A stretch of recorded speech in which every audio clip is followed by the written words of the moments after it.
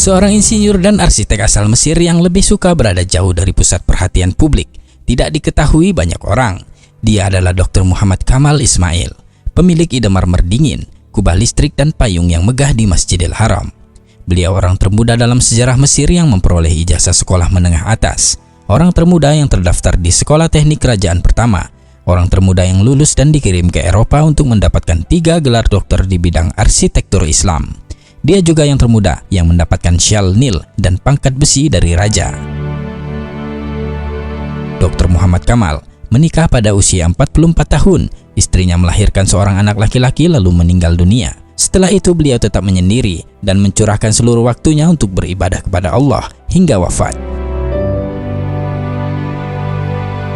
Beliau menghabiskan hampir 100 tahun usianya untuk melayani 2 masjid suci, jauh dari sorotan media massa, ketenaran, apalagi uang. Dr. Muhammad Kamal Ismail adalah insinyur pertama yang melakukan perencanaan dan pelaksanaan proyek perluasan Masjidil Haram di Mekah dan Masjid Nabawi di Madinah. Dia menolak untuk menerima cek pembayaran jutaan dolar untuk ide desain teknik dan pengawasan arsitekturnya yang diberikan oleh Raja Fahd bin Abdul Aziz Al Saud, juga perusahaan Bin Laden. Dia mengatakan kepada Bakar bin Laden, "Mengapa saya harus menerima uang untuk pekerjaan saya di 2 masjid suci? Bagaimana saya akan menghadap Allah pada hari kiamat nanti?"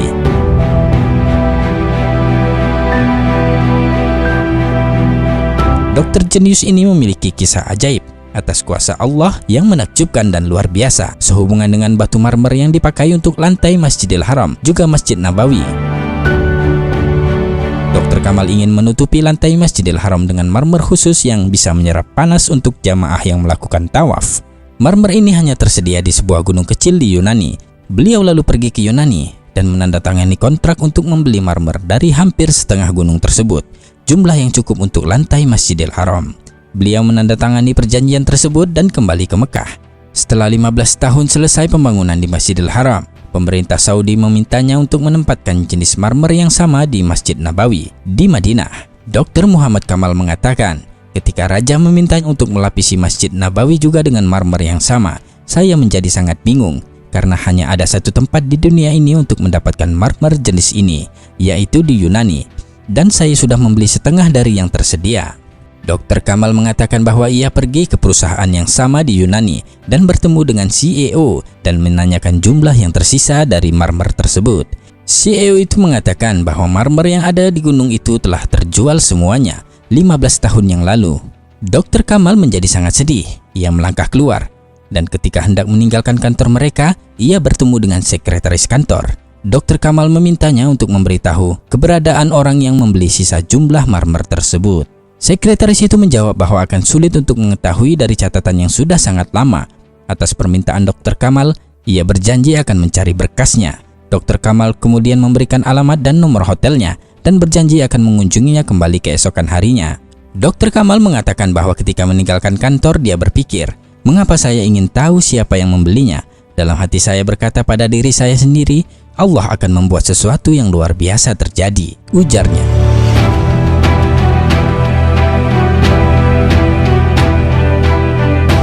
Keesokan harinya, beberapa jam sebelum berangkat ke bandara, Dr. Kamal menerima telepon dari sekretaris perusahaan itu yang mengatakan bahwa dia telah menemukan alamat pembeli.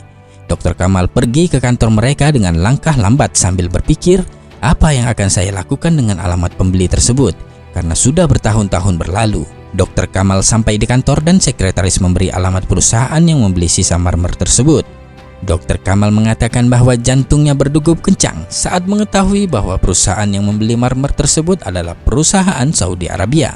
Dr. Kamal pun terbang kembali ke Arab Saudi pada hari yang sama, dan setibanya di sana, ia langsung menuju ke kantor perusahaan yang membeli marmer tersebut dan bertemu dengan direktur admin dan menanyakan apa yang telah dilakukannya dengan marmer yang dibelinya beberapa tahun yang lalu dari Yunani.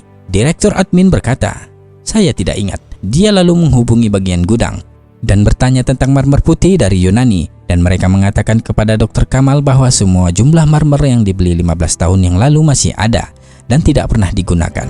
Subhanallah.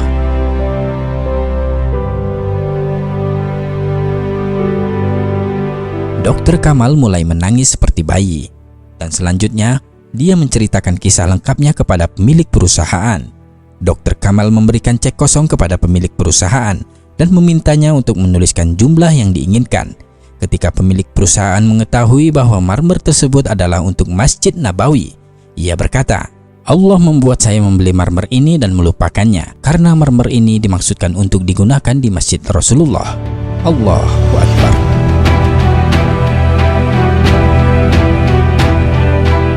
Betapa kuasanya Allah membuat skenario bagi hamba-hamba pilihannya, semua atas kehendaknya.